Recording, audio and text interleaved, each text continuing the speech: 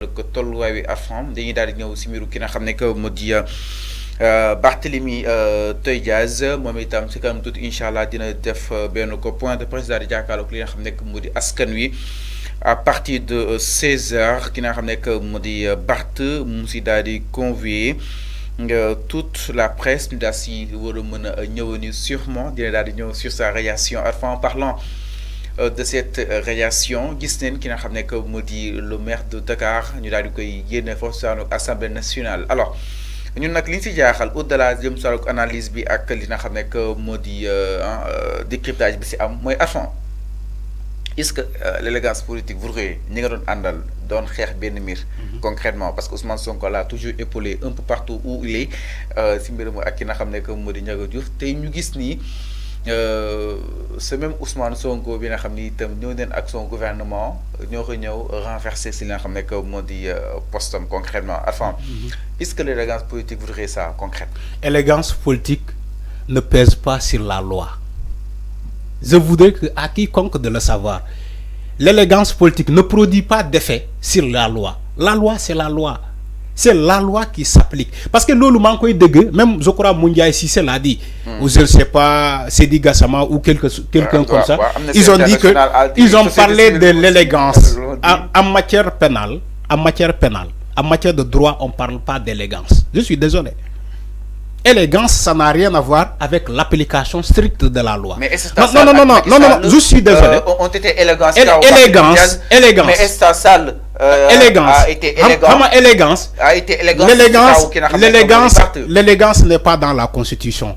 Mais pourquoi la hiérarchie des normes. Pourquoi Macky Sall ne l'a pas fait? Macky Sall, plutôt Aïssata Tall Sall. Elle a choisi de ne pas le faire parce qu'elle était avocate dans ce dossier-là. C'est pas de l'élégance. L'élégance n'est pas dans la Constitution du Sénégal. La hiérarchie des normes. Le fait de radier un député conformément à l'article 61 de la Constitution et l'article 51 du règlement intérieur de l'Assemblée nationale repose aujourd'hui des bases fondamentales du droit. Repose des bases fondamentales du droit. Mais ce n'est pas de l'élégance. L'élégance, ça n'a rien à voir avec la loi. Donc aujourd'hui, quand des gens te parlent de l'élégance voudrait que Newbaye Barthélemy Diaz continue son mandat de députation. On parle de l'élégance. Heureusement qu'ils ont parlé de l'élégance et non la loi voudrait que Newbaye Barthélemy Diaz. Il y a une nuance. Attention. Attention.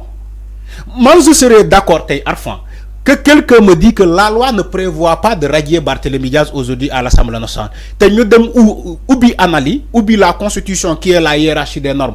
Nous oublions aussi le règlement intérieur de l'Assemblée nationale. Nous disons effectivement qu'il n'y a aucune loi qui avait prévu pour nous radier Barthélemy Diaz. Dans ce cas, j'aurais dit que Baïlen Djambor, il y en a quoi. Donc, parce que loi prévoit quoi.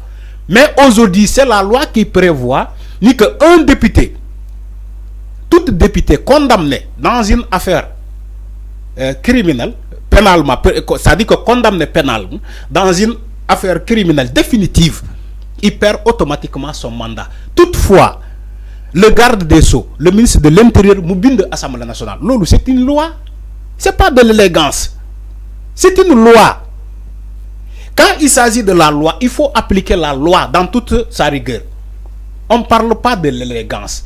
Parce que les gens qui parlent de l'élégance, aujourd'hui, c'est comme si ils sont en train de prôner l'apologie du non-respect de la loi.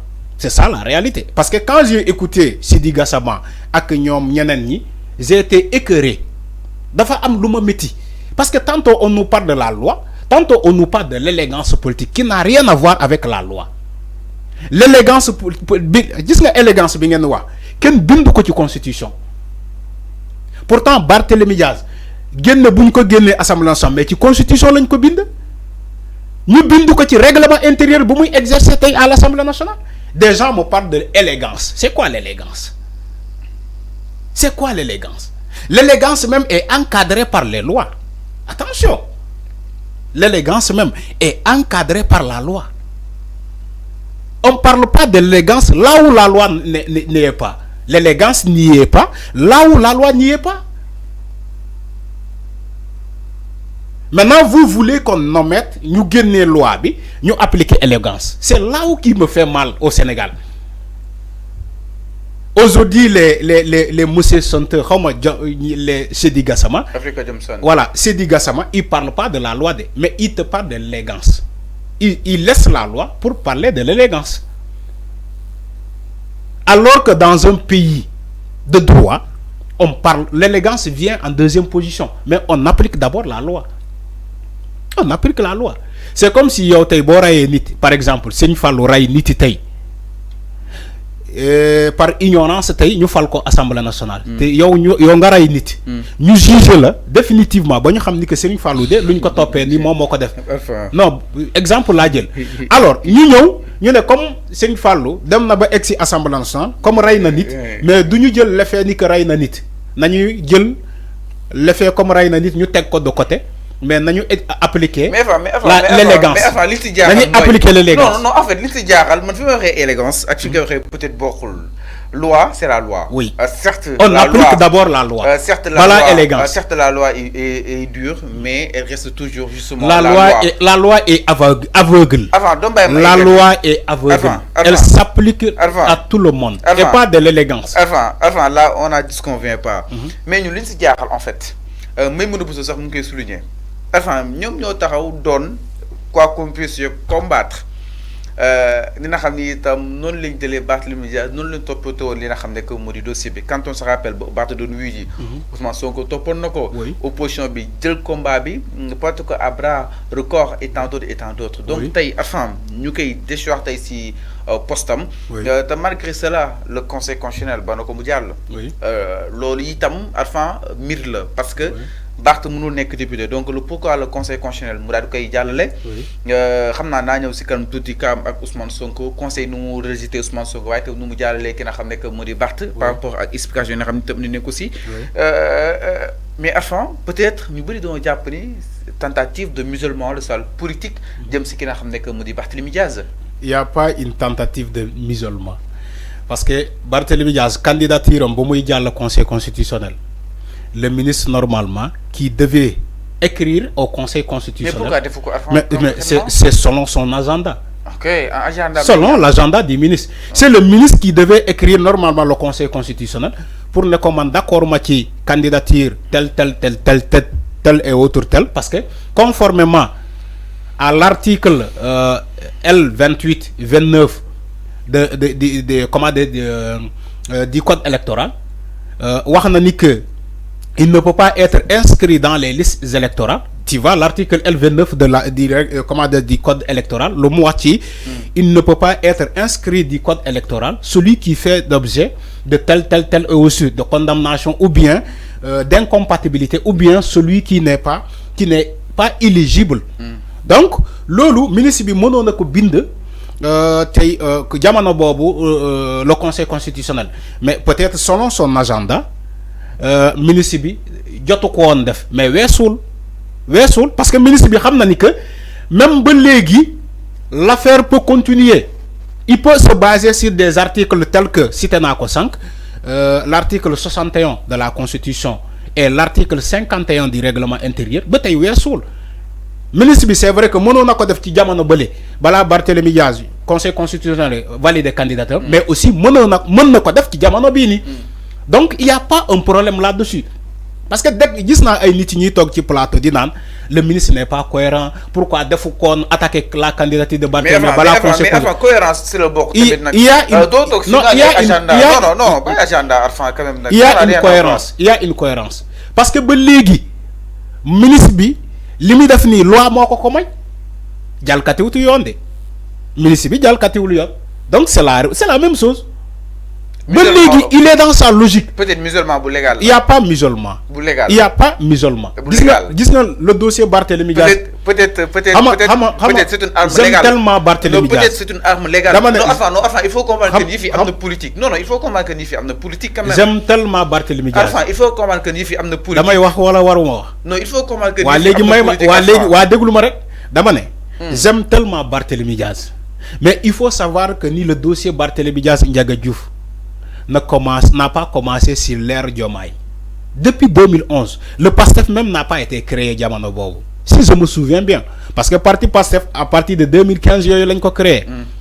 Donc dossier Barthélémy Diaz ba muy xew en 2011 moment bobu Sonko n'était pas président de la République, comme à des premiers ministres Bassirou Diomaye Faye n'était pas président de la République.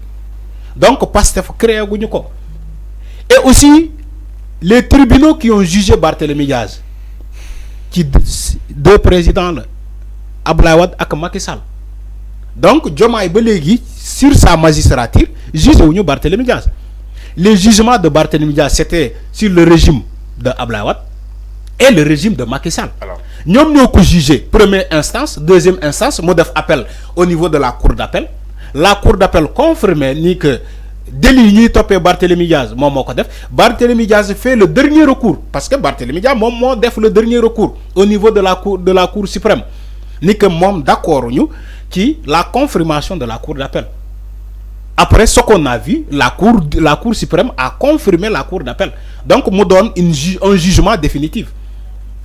Nous donne un jugement définitif. Donc Barthélémy Diaz lu ko dal c'est pas Diomaye, c'est pas Sonko. Ñom Sonko, voilà, le ministre Ousmane Diagne n'a fait que respecter les textes. Il n'a fait que respecter les textes. Donc juger wuñu ko sur la magistrature de tel et tel et tel. C'est ça la réalité. Moi, il faut faire très attention à ce que vous dites. Alors, c'est clair. Enfin, c'est clair. Et ne pas manipuler aussi les gens. Ok, c'est Barthélémy Diaz, moi, ma jeexalee fofu. Barthélémy Diaz ci bopam. Non. Dama ne Barthélémy Diaz ci bopam. Non, dañuy ñëw ci waaw d'accord, bala ngay ñëw. Dama ne Barthélémy Diaz ci bopam mo taxaw. Mu ne Aïssata Tall Sall. Yow xam nga ni que buñu appliquer les textes, moi je suis pas éligible. Alors, c'est clair, leer na. Article Aïssata Sall ne ko waaw deug la.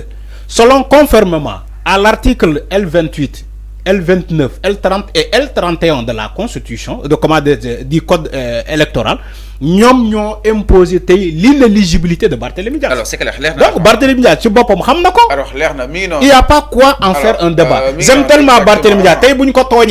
Normalement, vous faites que dañ ko togn ci li man je serai le premier à dire que dañoo togn Barthélémy Diaz.